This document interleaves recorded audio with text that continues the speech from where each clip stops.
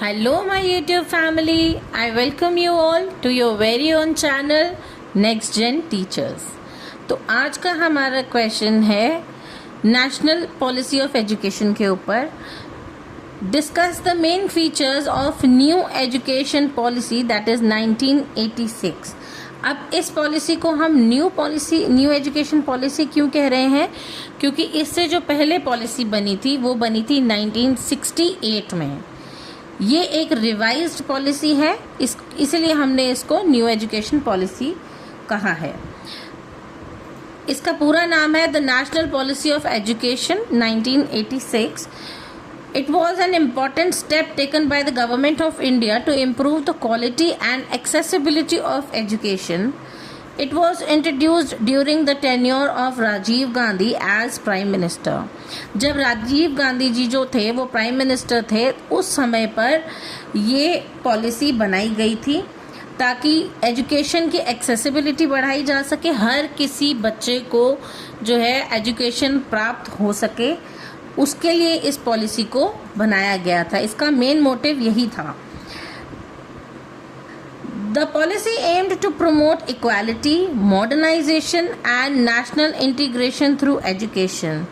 अब इक्वालिटी कैसे आएगी? जब सब शिक्षित होंगे, जब सब पढ़े लिखे होंगे, जब सबको एजुकेशन मिलेगी और तब सब अपने आप को इक्वल मानेंगे, तब इक्वालिटी का मतलब लोगों को समझ में आएगा और मॉडर्नाइजेशन में हेल्प मिलेगी.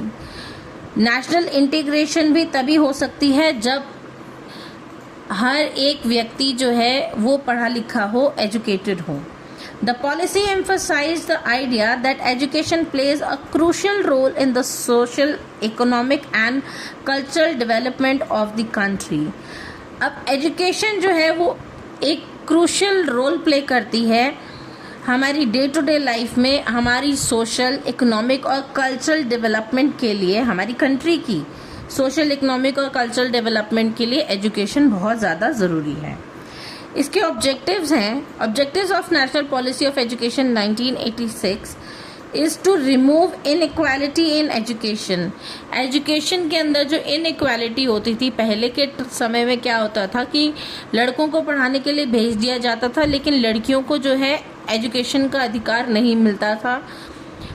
कई बार जो है पेरेंट्स जो हैं वो इतना नहीं कमा पाते थे या इतने सक्षम नहीं थे कि अपने बच्चों को अच्छी एजुकेशन दे पाएँ, तो जो वो है अपने बेटों को जो है वो ही पढ़ाना बेहतर समझते थे और बेटियों को पढ़ाना ज़रूरी नहीं समझते थे. और कई बार पुअर क्लास के जो लोग थे, बिलो पॉवर्टी लाइन के जो लोग थे, वो भी अपने बच्चों को, चाहे बेटा हो चाहे बेटी हो, उनको एक अच्छी एजुकेशन नहीं दे पाते थे क्योंकि उनसे स्कूल की फ़ीस जो है वो पे नहीं हो पाती थी.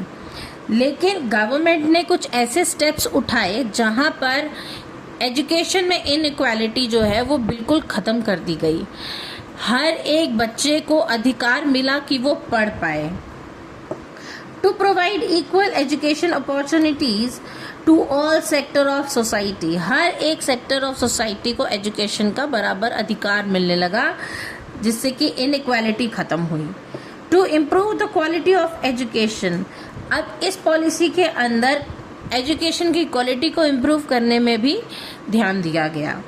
And to promote national integration and cultural values. हमारा जो कल्चर है, हमारी जो संस्कृति है, उसको भी बढ़ावा देने के लिए भी एजुकेशन बहुत ज़रूरी थी. To develop scientific and technological knowledge. आप हर किसी को साइंस से रिलेटेड चीज़ें समझाना और टेक्नोलॉजी को आगे बढ़ाने के लिए भी जो है शिक्षा बहुत ज़रूरी है. इसीलिए the national policy of education 1986 बनाई गई राजीव गांधी जी की टेन्योर के टाइम पे, ताकि सभी बच्चों को जो है शिक्षा का एक समान अधिकार मिले, बच्चों को साइंस और टेक्नोलॉजी के बारे में समझ आए और वह हमारे देश के काम आ पाएँ. Universalization of elementary education. One of the major goal of the policy was universal elementary education. ये बहुत इम्पॉर्टेंट है, ये क्वेश्चन पेपर में अलग से भी आता है. Universal elementary education is UEE. ये भी जो है नेशनल पॉलिसी ऑफ एजुकेशन 1986 का ही पार्ट था. Now to it provide free and compulsory education for all children up to the age of 14 years. 6 से 14 साल के हर एक बच्चे को जो है फ्री और कंपल्सरी एजुकेशन देने का जो निर्णय लिया गया था वो इसी पॉलिसी के टाइम लिया गया था. It improves school infrastructure and facilities. इस पॉलिसी के अंदर स्कूल का इंफ्रास्ट्रक्चर और स्कूल के अंदर बेहतर फैसिलिटीज़ देने का भी निर्णय लिया गया था, जो कि रिड्यूस करता था ड्रॉप आउट रेट्स को बच्चों के, क्योंकि कई बार बच्चे जो हैं उनके पेरेंट्स अगर कमाने में इतने सक्षम नहीं होते थे तो बच्चों को भी जो है वो कमाने के लिए भेज देते थे. चाइल्ड लेबर बहुत होता था उस समय और बच्चों को एजुकेशन की इतनी समझ नहीं थी. बच्चों को एजुकेशन का नहीं पता था कि उन अगर वो पढ़ेंगे लिखेंगे तो आगे चलकर उनकी ज़िंदगी बदल सकती है. तो पेरेंट्स जो थे वो उनको चाइल्ड लेबर के लिए भेज देते थे. तो इसके लिए ही ये पॉलिसी बनाई गई ताकि बच्चों का जो ड्रॉप आउट रेट है वो कम हो सके और सारे बच्चे जो है वो शिक्षित हो सके. 6 से 14 साल के हर एक बच्चे को फ्री और कंपल्सरी एजुकेशन मिले. Special attention was given to children from rural and disadvantaged backgrounds. अब स्पेशल अटेंशन दी जाती थी उन बच्चों को जो कि रूरल एरियाज से आते थे और डिसएडवांटेज्ड बैकग्राउंड से आते थे.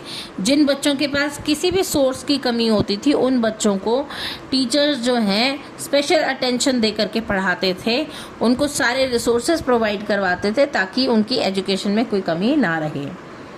Now, education for women. The policy emphasized the education and empowerment of women. अब women की empowerment कैसे होगी जब वो पढ़ेगी, और इस पॉलिसी ने emphasize किया ये चीज़ कि एजुकेशन जो है वो women's को ज़रूर मिलनी चाहिए. Remove gender discrimination in education. Education के अंदर जेंडर डिस्क्रिमिनेशन भी ख़त्म कर दी गई. पहले सिर्फ लड़कों को पढ़ाने भेजा जाता था, अब लड़कियों को भी शिक्षा का अधिकार मिलने लगा. Increase female literacy rate. इसने क्या किया, फीमेल लिटरेसी रेट को बढ़ाया. Provide special programmes and incentives for girls education. लड़कियों को पढ़ाने के लिए स्पेशल प्रोग्राम्स बनाए गए और उनके लिए स्पेशल इंसेंटिव्स भी दिए गए ताकि लड़कियां पढ़ लिख जाएं. Education for scheduled caste and scheduled tribes. The policy focused on improving educational opportunities for SCs and STs. It recommended scholarships and financial assistance, establishment of schools in tribal and rural areas, special hostels and educational facilities. अब SC और ST class के जो लोग थे वो भी पहले इतना पढ़ लिख नहीं पाते थे, लेकिन इस पॉलिसी की वजह से ये इंश्योर हुआ कि SC और ST क्लास के लोगों को स्कॉलरशिप भी मिलेगी, फाइनेंशियल असिस्टेंस भी मिलेगी और ट्राइबल और रूरल एरियाज़ में नए स्कूल भी खुलेंगे और इन बच्चों के लिए स्पेशल हॉस्टल और एजुकेशनल फैसिलिटीज़ का भी इंतज़ाम किया जाएगा ताकि SC और STs जो कि पिछड़ी जाति के लोग पहले कहलाते थे उनको भी शिक्षा का पूरा अधिकार मिल पाए. The goal was to promote social justice and equal opportunities. अब सभी को social justice और equal opportunity का गोल लेकर के ये प्रावधान बनाया गया था. Adult education. The policy introduced program for adult literacy to reduce illiteracy among adults. अब ना कि सिर्फ बच्चों को बल्कि बड़ों को पढ़ाने के लिए भी जो है अलग अलग पॉलिसीज़ निकाली गई. Provide education to people who had missed schooling. जिन लोगों ने स्कूलिंग मिस कर दी थी उनको भी आगे ओपन लर्निंग के जो है तरीके से पढ़ाने की कोशिश की गई इस प्रोग्राम के द्वारा. Promote functional literacy and awareness.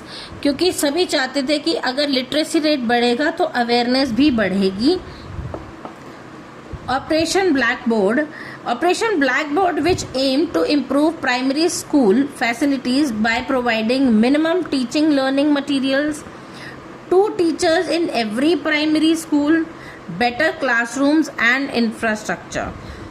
इसके लिए ताकि बच्चों को इक्वल एजुकेशन मिल पाए, फ्री और कंपलसरी एजुकेशन मिल पाए, बिना किसी जेंडर इनइक्वालिटी के बच्चों को एजुकेशन मिल पाए। इसके लिए गवर्नमेंट ने एक स्कीम निकाली जो कि थी ऑपरेशन ब्लैक बोर्ड। अब इसके अंदर क्या था कि बच्चों को जो है मिनिमम टीचिंग लर्निंग एड जो है मटेरियल जो है वो प्रोवाइड करवाया जाता था। 2 टीचर्स हर एक प्राइमरी स्कूल के अंदर बिठाए जाते थे और बेटर क्लासरूम और स्कूल का इंफ्रास्ट्रक्चर भी बेटर किया गया था। Teacher education, the policy emphasized improving the quality of teachers. अब ये पॉलिसी सिर्फ बच्चों के लिए ही नहीं थी बल्कि टीचर्स की एजुकेशन को भी मद्देनज़र रखते हुए बनाई गई थी। अब इसके अंदर टीचर की टीचिंग क्वालिटीज़ को लेकर भी प्रावधान थे। बेटर टीचर ट्रेनिंग प्रोग्राम्स थे। Establishment of institutes for teacher education, teachers की एजुकेशन के लिए भी अलग से इंस्टीट्यूट्स इस्टेब्लिश किए गए थे। Continuous professional development for teachers, teachers की कंटिन्यूअस डेवलपमेंट के लिए भी जो है अलग अलग प्रोफेशनल कोर्सेज निकाले गए थे। Vocational education, the policy promoted vocational education to prepare students for employment and reduce dependence on traditional academic education. अब बच्चों को वोकेशनल एजुकेशन भी देना शुरू किया ताकि बच्चे ना सिर्फ किताबी ज्ञान लें बल्कि उनको आगे चलकर ज़िंदगी में क्या बनना है उसके लिए वो स्कूलिंग से ही अपनी तैयारी शुरू कर दें। ऐसे बच्चों के लिए ट्रेडिशनल एकेडमिक एजुकेशन भी ज़रूरी थी। Use of technology in education, the policy encourage the use of educational technology such as radio, television, audio visual aids. तो इस पॉलिसी के तहत बच्चों को हर तरीके से पढ़ाने की कोशिश की गई। बच्चों को रेडियो पे, टेलीविज़न पे और ऑडियो विजुअल एड्स देकर के भी बच्चों की लर्निंग को इम्प्रूव किया गया। Review of the policy. The policy was later modified in Program of Action, that is in 1992, which updated and strengthened the implementation of the National Policy on Education. अब ये पॉलिसी हर बार renew होती गई और बेहतर होती गई। इस पॉलिसी को दोबारा से मॉडिफाई किया गया 1992 में। इस पॉलिसी को दोबारा से जब रिन्यू किया गया तो इसे अपडेट किया गया तो इसने क्या किया, एजुकेशनल पॉलिसी को इम्प्लीमेंटेशन जो थी उसकी और ज़्यादा स्ट्रेंथन कर दी और ज़्यादा मजबूती से जो है ये काम होने लगा। इसका कंक्लूजन है, the national policy of education 1986 was a major milestone in the development of the Indian education system. NPE 1986 एक बहुत बड़ा माइलस्टोन था इंडियन एजुकेशन सिस्टम के लिए। It focused on universal education, equality, women's empowerment, teacher education and modernization of education. The policy aimed to create an education system that would contribute to national development, social justice and economic progress. तो इस policy के द्वारा जो है universal education को जो है उसके लिए अलग अलग प्रावधान बनाए गए। इक्वालिटी को मद्देनज़र रख के हर एक बच्चे को फ्री और कंपलसरी एजुकेशन दी गई। विमेन्स एम्पावरमेंट किया गया। टीचर्स की एजुकेशन को भी जो है और ज़्यादा एडवांस किया गया। मॉडर्नाइज्ड एजुकेशन को यहाँ पर प्रमोट किया गया ताकि नेशनल डेवलपमेंट होती रहे, सोशल जस्टिस होता रहे और नेशन की जो इकोनॉमिक प्रोग्रेस है वो भी होती रहे। तो ये था आज का टॉपिक। आई होप आपको मेरी वीडियो अच्छी लगी होगी। अगर आपको मेरी वीडियो अच्छी लगी है तो please do like, share, comment and don't forget to subscribe. तब तक के लिए थैंक यू।